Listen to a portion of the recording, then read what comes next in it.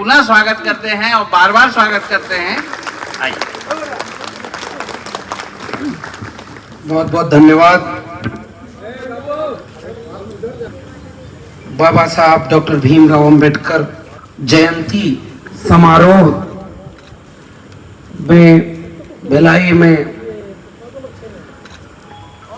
आए हुए सभी सम्मानित लोगों को मेरा क्रांतिकारी जय भीम, जय मंडल, जय संविधान है, इनकलाब जिंदाबाद है। बहुत शुक्रिया भिलाई के लोगों की, आपने ये इतना शानदार कार्यक्रम रखा है। मैं जिस रास्ते आ रहा था मैं देख रहा था कि इसके बैनर पोस्टर बाहर भी लगे हुए हैं और मुझे अफसोस है कि मैं चूंकि बहुत दूर से आ रहा था, रास्ता भी खराब, गला भी खराब, लेकिन आप लोगों का स्नेह और प्रेम, अभी एक दूसरे कार्यक्रम में जाना है जिसके लिए मैं दरअसल यहाँ आया था, उनको पहले ही मैंने हाँ बोल दिया था कि आपके यहाँ आऊँगा और वहाँ पहुँचना था मुझे 6-7 बजे और अभी मैं आपके बीच में हूँ। ये आपका प्रेम और स्नेह है जो मुझे यहाँ खींच ले आया। तो सबसे पहले मैं माफी चाहूंगा और एक वादा करता हूं कि आज हम थोड़ा कम वक्त दे पा रहे हैं और मैं जानता हूं कि छत्तीसगढ़ में चाहे वो शेड्यूल कास्ट शेड्यूल ट्राइब के ऑर्गेनाइजेशन हो या ओबीसी ऑर्गेनाइजेशन हो, वो बहुत शानदार काम कर रहे हैं। तो मेरी तरफ से एक वादा आपको ये रहा कि आगे एक कार्यक्रम आपकी तरफ से रखा जाए जिसमें तसल्ली से हम अपनी बात करेंगे आप। और इस वादे के साथ मैं आपके सामने रूबरू हूं। केवल 1-2 बातें। आज 14 अप्रैल का दिन है और आज का दिन इस पूरे मुल्क के लिए और पूरे दुनिया में जहां भी इंसानियत की बात होगी, समानता और न्याय की बात होगी, मोहब्बत, भाईचारे, बहनचारे की बात होगी, उन सब लड़ाइयों के लिए, उन बातों के लिए जिन लोगों ने जमीन बनाई थी, उनमें सबसे पहला और सबसे बड़ा नाम डॉक्टर भीमराव अंबेडकर का होगा और उनकी जयंती हम आज मना रहे हैं। और ये जयंती इसलिए मनाना बहुत जरूरी है क्योंकि भाई आजकल तो माहौल ऐसा है, ऐसे ऐसे देवी देवताओं की पूजा होती है जिनको किसी ने न देखा है, न सुना है, न जानते हैं, उनकी आस्था है, वो मानते हैं। हमने तो अपने पुरखों को लड़ते, संघर्ष करते और हमारे जैसे लोगों के लिए रास्ता बनाते देखा है, पढ़ा है, इसलिए हम और ज्यादा ताकत से उनकी जयंती मनाते हैं। बाकी लोगों को मिला होगा सम्मान उनके धर्म और मंदिर मस्जिद से, बाकी लोगों को मिला होगा बहुत अहमियत और दर्जा उनके अपने भगवानों से। इस मुल्क के 90% कमेरा लोगों को हक, अधिकार और सम्मान मिला तो वो भारत के संविधान से मिला है, इसलिए हम इस जयंती को बहुत शिद्दत से मनाते हैं। और भारत का संविधान आज खतरे में है। आज इस जयंती का जहां भी मैं गया, मैं आज सुबह मेरी हुई तो मैं दीक्षा भूमि नागपुर में था और वहां भी मैंने एक बात कही, वही आपके बीच में रख रहा हूं। पुरखे इतने लायक थे कि हम उनको याद करते हुए शान और गर्व महसूस करते हैं। वो उन्होंने इतना किया, कोई हालात उनके पक्ष में नहीं था।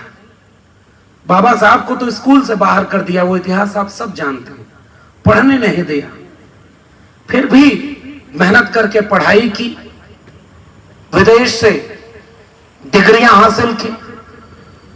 आजकल लोग प्रधानमंत्री बन जाते हैं, एक डिग्री दिखाते हैं, वो भी झूठी निकल जाती है। और हम जिनको याद कर रहे हैं उन्होंने 18 डिग्रियां हासिल की। और जिस वक्त में भारत का संविधान लिखा जा रहा था, डॉक्टर भीमराव अंबेडकर से ज्यादा काबिल और हुनरमंद कोई डिग्री वाला और दूसरा नहीं था, इसलिए उनको प्रारूप समिति का अध्यक्ष बनाया। और उतनी डिग्री हासिल करने के बाद भी जब वो लौटे थे तो रहने को घर नहीं मिल रहा था। लोग कहते हैं कि पढ़ाई लिखाई होगी तो जातिवाद खत्म हो जाएगा।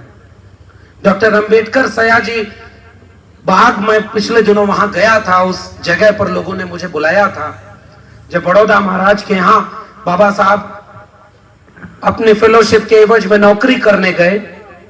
तो वही वो जगह है जहां चपरासी फाइल फेंक कर देते थे, पीने का पानी नहीं देते थे। बाबा साहब ने यह सवाल किया कि भाई हम अपने हुनर के दम पर तुम्हारे अधिकारी बने। पलटकर यह जवाब आया कि हुनर से अधिकारी बन जाओगे लेकिन जाति तुम्हारी थोड़ी ऊपर हो जाएगी। उस जगह से नौकरी छोड़कर वो जगह मैं वहां गया हूं, सयाजी बाग का, वडोदरा गुजरात, जिस जगह पर बैठकर बाबा साहब रोए थे और वहीं पर एक संकल्प लिया था, इसलिए उस जगह को संकल्प भूमि कहते हैं।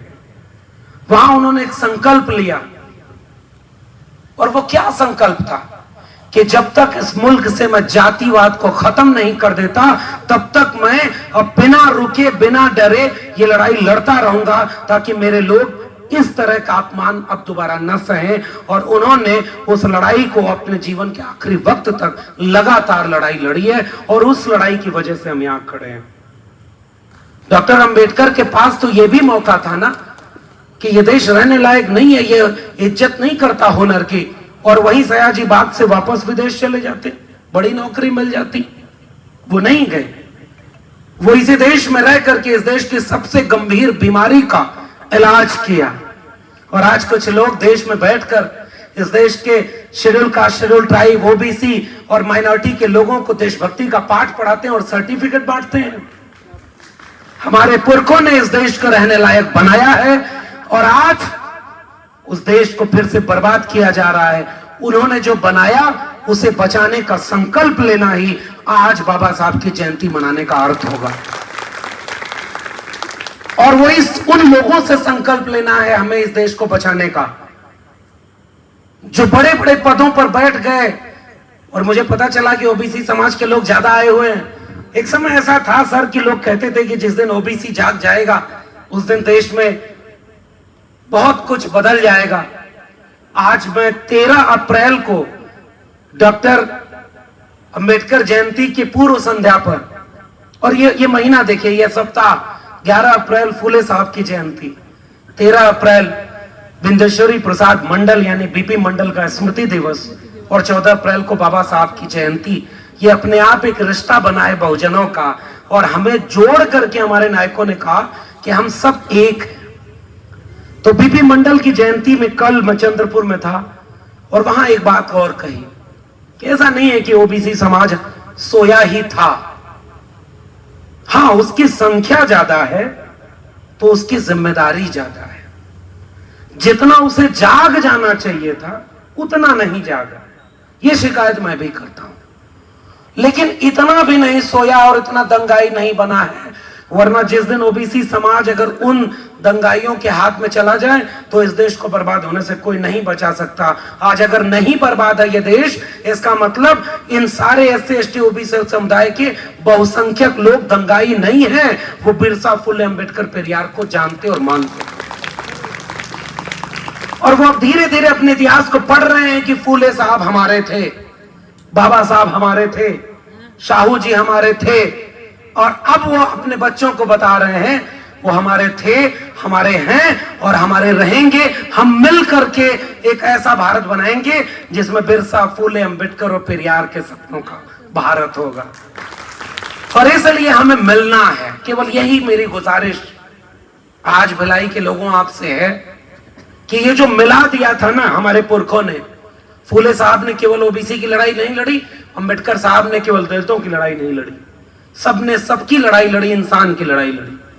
और उन्होंने अपनी जातियां अपने से नहीं बताई, उनको लोगों ने जाति के नाम पर अपमानित किया। और हमारा और आपका रिश्ता दर्द का रिश्ता है भाई। ओबीसी समाज का भी अपमान, मैं तो उत्तर प्रदेश से आता हूं, उत्तर प्रदेश में पिछले दिनों के 2 घटनाएं बता रहा हूं। एक समय में जब बिहार में मुख्यमंत्री थे कर्पूरी ठाकुर, नाई जाति से आते थे, और उत्तर प्रदेश में मुख्यमंत्री थे राम नरेश यादव। अपमान करने वाले कौन थे बताइए? दिल्ली से चमड़ा भेजा संदेश, बार बनावे कर्पूरी और भैंस चरावे राम नरेश। ये जलालत और ये अपमान किसने किया था? किसी मुसलमान या दलित ने किया था क्या? किसी ओबीसी ने किया था? पहचानिए वो लोग कौन थे जिन्होंने आरक्षण के नाम पर आपको गालियां दी, आपके पेशे के नाम पर गालियां दी। और आज उन्हीं में से कुछ लोग दोनों बाहें फैला करके कहते हैं कि मैं इस देश का प्रधानमंत्री बना एक पिछड़ी मां का बेटा हूं, ओबीसी मां का बेटा हूं। अगर बाबा साहब न होते तो मैं इस देश का प्रधानमंत्री न बन पाता। और जैसे ही बाबा साहब की मूर्ति से वापस घूमते हैं, तुरंत अपने लोगों को बोलते हैं जरा पता लगाओ कोई ऐसी चीज जो बाबा साहब की बनाई थी बच न गई हो, उसको भी बेच दूं, वरना बाबा साहब के सपनों का भारत न बन जाए। कर रहे हैं कि नहीं? वो सारा काम बाबा साहब के सपनों के भारत के खिलाफ कर रहे हैं। और मूर्ति पर माला तो वो भी आज पहना है। तस्वीर देखिए, ऐसे लोगों से सजग होने की जरूरत है। वो अपनी जाति को तब बताएंगे जब उन्हें वोट लेना होगा। और अगर इस देश के प्रधानमंत्री ओबीसी हैं तो मैं एक सवाल पूछता हूं कि इस देश के प्रधानमंत्री ने 9 साल ओबीसी प्रधानमंत्री होते हुए एक बार भी मंडल कमीशन का नाम क्यों नहीं लिया? एक बार भी जाति जनगणना के पक्ष में क्यों नहीं बोले? मंडल के विरोध में कमंडल लाने वाले लोग वोट चाहिए तो कहते हैं मैं ओबीसी मां का बेटा हूं। सजग रहने की जरूरत है। कुछ लोग जो शेड्यूल कास्ट और शेड्यूल ट्राइब की सीटों पर चुन करके सांसद और विधायक बन गए, जब 2 अप्रैल को भारत बंद करना पड़ा तो वो कहां खड़े थे? जब 13 पॉइंट रोस्टर आया, मैं दिल्ली विश्वविद्यालय में पढ़ाता हूं, हमारे लोग 90 के बाद तो पहली बार प्रोफेसर बनना शुरू हुए और उन्होंने 13 पॉइंट रोस्टर लाकर के प्रोफेसर बनने के दरवाजे बंद कर दिए थे। कितने सांसद विधायक सड़क पर उतर कर लड़ने आए? और आज जो केंद्र में सरकार है उसमें SC ST OBC विधायक अगर आधे भी बगावत कर दें तो आज ही वो सरकार गिर जाए। लेकिन वो क्या है ना कि बाबा साहब के एक वारिस हुए थे मान्यवर कांशीराम, उन्होंने अपने जीवन में केवल एक किताब लिखी है, उसका नाम बताइए? चमचा योग। समझदार को इशारा काफी। वोट लिया आपका और चमचे बन गए उनके। और इसलिए उन लोगों के साथ वो खड़े हैं जो बात संविधान की करते हैं और दिल में मनुस्मृति रखते हैं,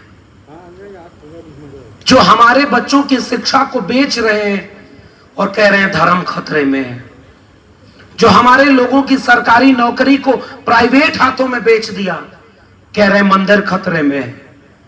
वो हमारे बच्चों की आने वाली पीढ़ियों को बर्बाद करने के लिए सारा माहौल बना चुके हैं और कहते हैं कि मुसलमानों से इस देश को खतरा है। बाबा साहब की जयंती मनाने वाले लोगों, हम और आप अब जागने का और संकल्प लेने का वक्त है। मैं ये आखिरी बात बोल करके आपसे विदा लेना चाहूंगा। ये जयंतियां बहुत मनाई गई। एक बात और बता दूं, अभी कुछ दिन पहले उनका एक धार्मिक त्योहार था, नाम नहीं ले रहा हूं, ये आपका बहुत वैचारिक मंच है, इस मंच को नाम लेकर किसी का हल्का क्यों करना। समझदार है, इशारा समझ जाएंगे। उनके धर्म वाले जुलूस निकले थे ना, उनमें तलवारें लहरा रहे थे, गंदी गंदी गालियां दे रहे थे मुसलमानों के खिलाफ, उनकी मस्जिद के सामने जाकर दंगा कर रहे थे, हत्या हुई। बिहार में बिहार शरीफ और नालंदा दोनों जगह पर कर्फ्यू लगाना पड़ा। वो देवी देवता के काम के लिए निकले थे और हत्या हो रही, और चंद लोग, हजारों लोग अपनी रैली जुलूस निकाल रहे हैं तो दंगा हो जा रहा। आज 14 अप्रैल को पूरे देश में लाखों लोग सड़कों पर रैली निकाले, एक चींटी भी अगर कहीं आहत हुई हो तो बताइए। ये फर्क है उनमें और हम में, क्योंकि जिनका नाम हम ले रहे हैं ना, फूले, अंबेडकर, पेरियार, मंडल और कांशीराम, इन लोगों ने हमारे हाथ में त्रिशूल तलवार के लिए अपना जीवन कुर्बान नहीं किया था, हमारे हाथ में कलम और किताब पकड़ाने के लिए अपनी कुर्बानी दी थी। और आज भलाई के लोगों, हमारे हाथ से वही कलम और किताब छीनी जा रही है और भारत के संविधान को खत्म किया जा रहा है। जाति जनगणना नहीं कराने का मकसद केवल यह है कि इस देश में पता ही न चले कि ओबीसी की आबादी कितनी है, इस देश को पता ही न चले कि कहीं 1-2% जिसकी आबादी है उन्होंने 90% प्रोफेसर, डॉक्टर, इंजीनियर, वकील का कब्जा तो नहीं कर रखा है। भेद कुल खुल जाए वो सूरत हमारे दिल में है, और देश को मिल जाए जो पूंजी तुम्हारे मिल में। ये कविता हमारे यहाँ लिखी गई।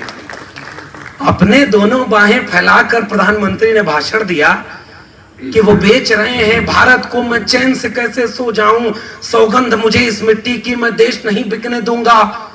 बचपन में चाय बेची थी रेलवे स्टेशन पर, बड़ा हुआ तो रेलवे स्टेशन ही बेच दिया। उसके बाद सरकारी कंपनी बेच दी, बैंक बेच दिया, सरकारी नौकरी बेच दी। मैं विश्वविद्यालय में पढ़ाता हूं और साफ कह के जा रहा हूं, हमारे देश के स्कूल, कॉलेज और विश्वविद्यालय भी बेच दिया है। बस उसका असर अभी नहीं दिख रहा है, 5 साल 10 साल बाद दिखेगा। याद रखिएगा मेरी बात को। शिक्षा इतनी महंगी हो जाएगी कि जिसकी जेब में पैसा होगा उसी के बच्चे पढ़ाई कर पाएंगे। पैदा होते ही नसीब लिख दिया, सब कुछ बेच दिया। और बेचते बेचते उसने भाषण दिया है, मेरा क्या है जी, हम तो फकीर आदमी है, झोला लेके चल देंगे, हमारे और आपके बच्चों का क्या होगा।